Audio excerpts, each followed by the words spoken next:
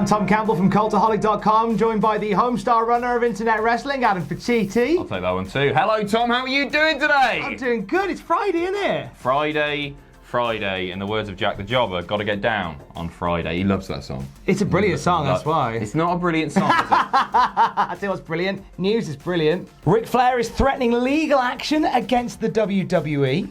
An AEW World Championship match has been announced. And are WWE splitting up the commentary teams? We'll find out very soon. Who is the man, Adam Pacitti? I can see, Tom, but your hand is down there, which means you're planning something. And you just moved it. No. I've ruined this bit. I figured you out, Tom, haven't you? No. Something's happening here. Should we take a look at my crotch? There you go. Gift that. That's an excellent gift. I can't see anything, Tom. There's nothing down Maybe there. if I look a little bit longer. Oh, don't look there. How did you hide? There was Hiding something behind there. that There was pube. something there. Hiding behind that pube, did you say? You say hiding behind that pube. It's a line from bottom, innit? Do you want to talk about Ric Flair? No. Who is the man, Adam Pacitti? I'm the man, Tom. You're You're the man. Becky Lynch is the man. Ric Flair is the man. The only place we'll find out who the man is in a court of law, as Ric Flair is threatening legal action against the WWE. Yeah, so this has been going on for a while, obviously. Becky Lynch, for the past year almost, has been referring to herself as the man. Ric Flair has apparently been dealing with this with the WWE, or trying to, behind closed doors. However, he's been fobbed off, and he says that, like, Triple H, I think it was, has fobbed him off. And now he's going to take it to court. So the latest on this is that he actually filed an application at the US Patent and Trademark Office to own the term the man. You can sort of historically do that. It's a tougher case than if you're owning something before you start using it, but there have been instances where that's happened. So, but if it proves unsuccessful, if he cannot patent the term the man, he will then sue the WWE. He already owns the trademark. To be the man, you've got to beat the man. In relation, the class is in, like, I guess, sports entertainment or televised sports or something like that. I'm not sure the specific class on this. However, yeah, he just wants the man too, because he's used it so many times. I read a quote from Ric Flair here, and he said, listen, I'm just trying to feed my family here. They're treating me with disrespect. And I get it, in a way, but nobody's calling Ric Flair the man. No. He's the nature boy, Ric Flair, isn't he? Exactly. I know he says the man, but I've said the man in things before. I don't know. I don't want to slag off Ric Flair or anything, but I think he might be being a bit unfair here. Yeah, well, you know, time will tell. It's already caused some ructions apparently in the WWE. They're not very happy with him. Some people have taken the pass ag move of unfollowing him on Twitter. Have they really? Yeah, a few people have. Goodness me. Well, I feel like this is one of those cases where, sure, he might be able to sue the WWE and make a bit of money there. Like, maybe they'll settle out of court, but also maybe that would prevent him from working with them on various little things down the line. Maybe he just wouldn't spring to mind, or you know what I mean? He might lose out a little bit of work. Obviously, they're going to want to use him for stuff in the future, but I feel like, I don't know, Flair, calm down a bit? Maybe. Yeah, maybe. Do you think he skins again? Probably. Has he got another divorce coming up? I don't think that's till next week. Oh. I still don't quite get the name Full Gear. Full Gear? It's like Top Gear, but full. It's the best wrestling show in the world. AEW Full Gear coming up in November. We have a World Championship match for it, Adam Pacitti. Just talk like that throughout the whole video show. Okay. That's going to be wildly Cultaholic. popular. Yeah, it is Cody Rhodes taking on the champion, Chris Jericho. He's got his belt back, so wonderful. That has been announced on Sports Illustrated, or in Sports Illustrated, in a comment by Tony Khan, who says Cody's outstanding record in singles competition has secured him the #1 contender ranking. He has remained unbeaten in singles bouts.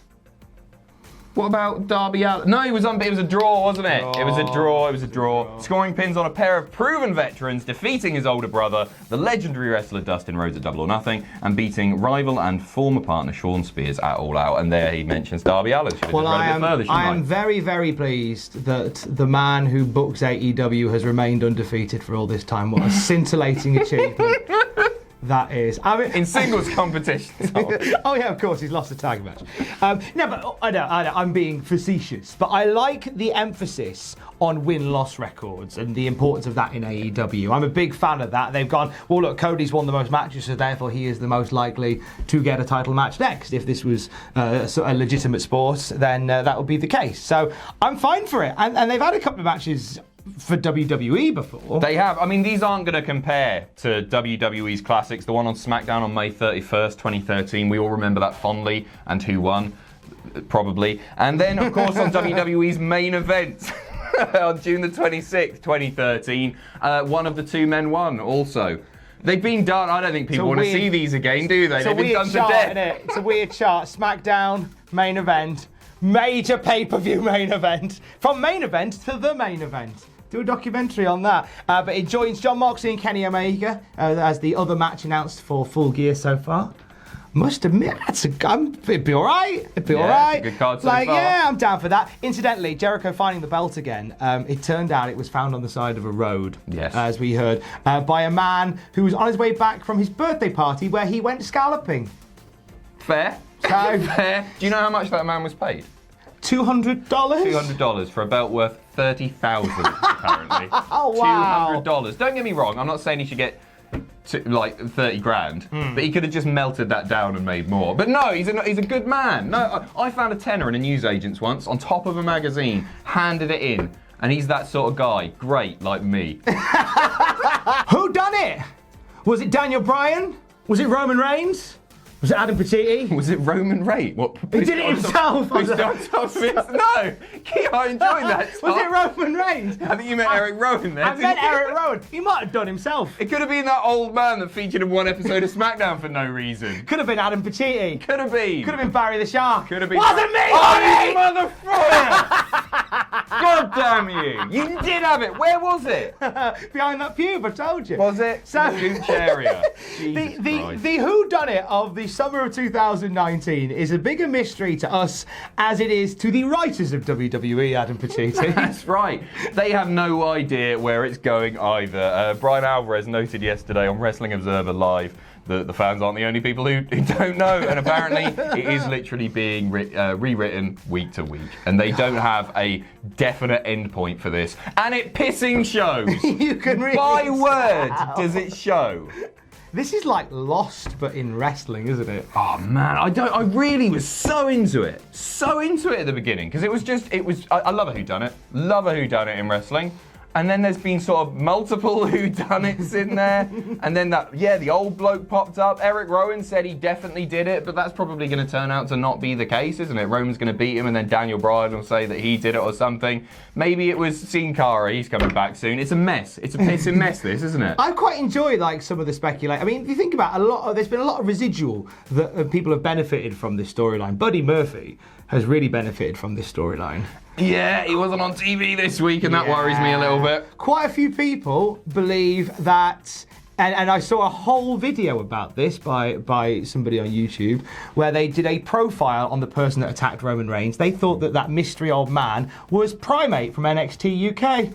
Because he's got the big ginger beard. Because he's got a big ginger beard, so he's had a few kickbacks from it. To be honest, doesn't everyone on NXT UK have like a big ginger or brown beard? There is... Half of the roster are just hard men with beards. Not taking anything away. I'm trying to think. Mark Coffey. Joe Coffey. Wolfgang. And Dave Mastiff. I'm gonna batter him. Just big beardy bastards. They are all big beardy bastards, aren't they? Yeah. Sid Scala. There you go, Sid. The man with the shiniest chin, Sid Scala. But yeah, so it kind of doesn't, as you say, it shows that they don't know where they're going with this. It's really hit and miss, isn't it? It's sort of like 1 week it'll be great, and then the next week it's like, what the hell are they doing? And I think people are losing interest. It's obviously it's the biggest story in WWE right now. It's generally the closing segment of each week's SmackDown. And I'm glad, I like the soap opera part of wrestling. I just wish they would have a starting point, have a middle point, and then get to the end. And don't piss about with it every week, Vince. Bellend. Yeah, Vince, you bellend. Adam said it, not me. Oh! Eek! Oh my! Not my words, the words of Renee Young on commentary for WWE Raw when she can get a word in edgeways. Yeah, I feel sorry. It feels like they just say, hey, you can say 3 words here, 3 words here, 3 words here, and that's it. I like her, and I think she's really improving as well. She gets a lot of flack online. She gets a lot of stick, and it's unfairly so. But she may not even be on Raw much longer, according to some reports. Adam Pacitti. Yeah, that's right. It's been speculated, Wrestling Observer newsletter yesterday, that with Renee going to be hosting the FS1 weekly talk show, we don't know the name of that yet, it's very likely that she will be pulled over to SmackDown and the commentary teams will be split up, and that means likely that we won't see Corey on both shows. That's a shame, because I think Corey is another one of those guys. I think he's very Marmite. It's Corey Graves. You either really like him or you really don't. I personally really like him. I think he brings like a nice little element to it. But then if Corey is going to be, let's say they put Corey on SmackDown and Renee Young on SmackDown. So you've then got Michael Cole on his own. No, no one needs that. Who'd you put on the Raw commentary team? Gordon Soley. And Bobby Heat. No. Booker T and David Otunga. Oh, 100% Booker. Get the pre-show. The only reason to watch the pre-show, no offense to the people who get featured in matches, the cruiserweight division, but Jesus Christ, it's when Booker turns up. He's the funniest man on the planet, unintentionally. Okay, who do you put on there? Oh God, I guess you'll have Byron on there. I think Byron Saxton gets a call. Get McGuinness up. I bloody love McGuinness.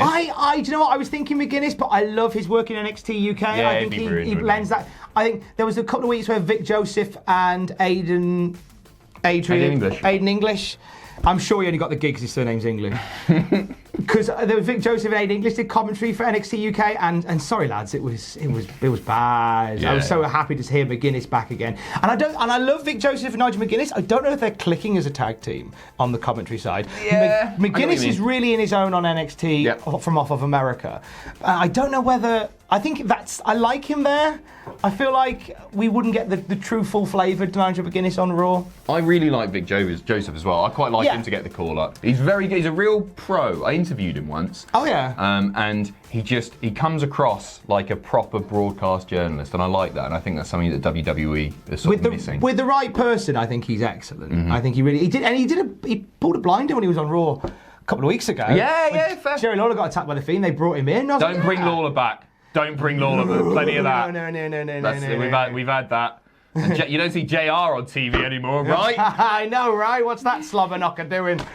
Happy Friday. I haven't got an outro. Here's Adam Pacitti in a t-shirt. Have a lovely weekend. Love you, bye. Thanks for watching. Let us know what you think in the comments down below. You can follow us on Twitter at Cultaholic. You can find us on Facebook at facebook.com/Cultaholic. If you enjoy what we do here at Cultaholic, you can pledge to us on Patreon. That's patreon.com/Cultaholic. And most importantly, don't forget to hit subscribe and join us.